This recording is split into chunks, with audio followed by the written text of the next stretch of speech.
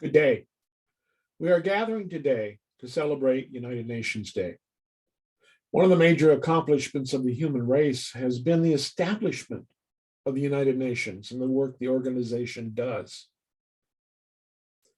I was even more blessed during my ministerial ordination week in 2005 to have four of my classmates and myself stand in the main room of the podium of the United Nations and offer a prayer to the empty room for world peace in future days. Now it is 16 years later. There is an incredible polarization in the world today. Groups of people believe different thoughts on major issues, and climate change is one of those issues. I saw a note on the internet that points out the irony of our ability as human beings to believe the internet voices over major world scientists. But it really doesn't matter. Today, those of us attending this gathering are the choir. We're the believers. We're preaching to those of us who are tremendously concerned about climate change. In addition, climate change continues to give huge clues that not only is it a serious issue, but we are at critical points in many ways and many places of this planet. Sacramento has gone 206 days without rain, the longest in recorded history. This last year, we got less than 8 inches of rain, and that was the 6th driest year in history. In addition, here in California, we've had a record 4,000 fires thus far.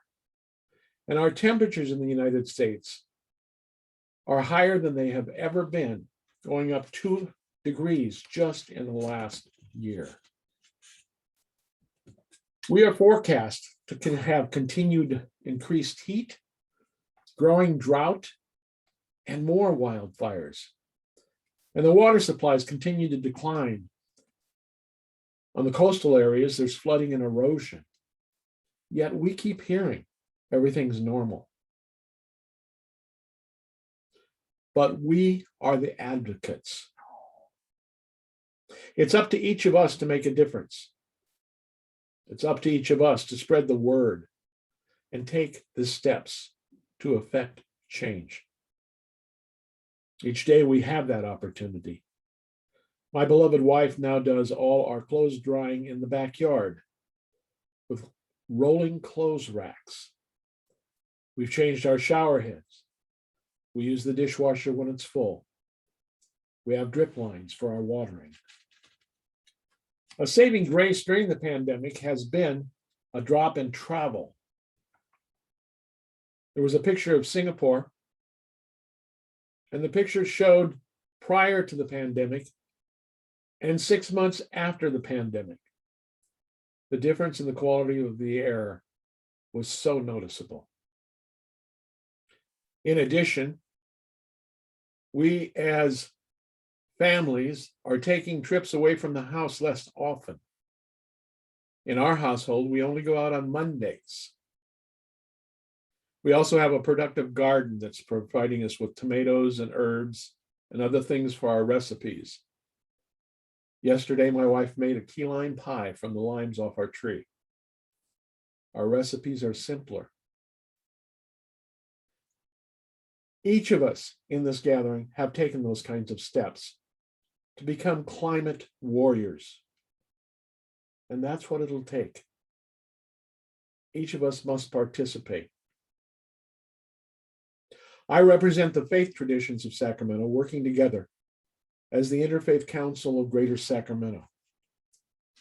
Our mission statement is serving Greater Sacramento by recognizing that the entire faith community can work together to foster greater understanding and respect among people of different faiths, and to discover that together we can make a difference.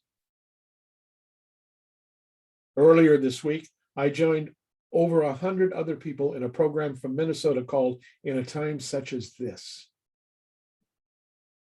The 100 people represented different faith and interfaith organizations across Minnesota and the Midwest.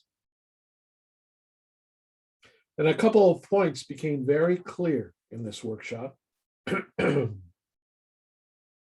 It is natural for us to be overwhelmed. It is natural for us to feel that no matter what we do, it won't be enough. But we must remember the words of Margaret Mead, who once said, "Never doubt that a small group of thoughtful, committed citizens can change the world. Indeed, it's the only thing that ever has." One of our speakers at the Minnesota event was a man named Shanta.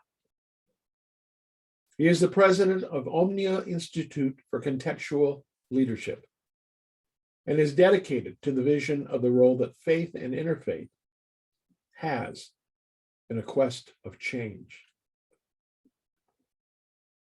Shanta stated it is important that our goals be urgent, relevant, and achievable.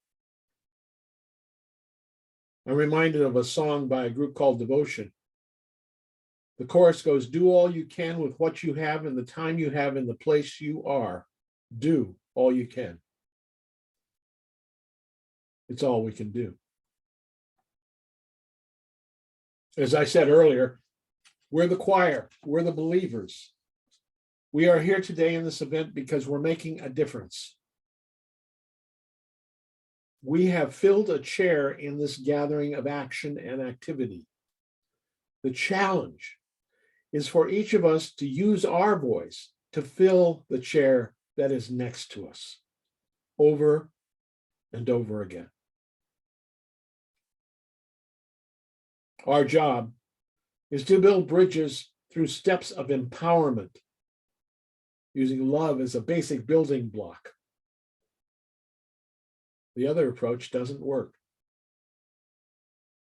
Set your action and take the next steps, for together we are the earth.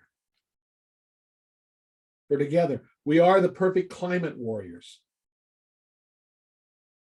The time is now, and it is urgent that we move forward. Together and individually, we make a difference through our voice, our action, our activity. The challenge is to keep up the good work. Thank you for your time today.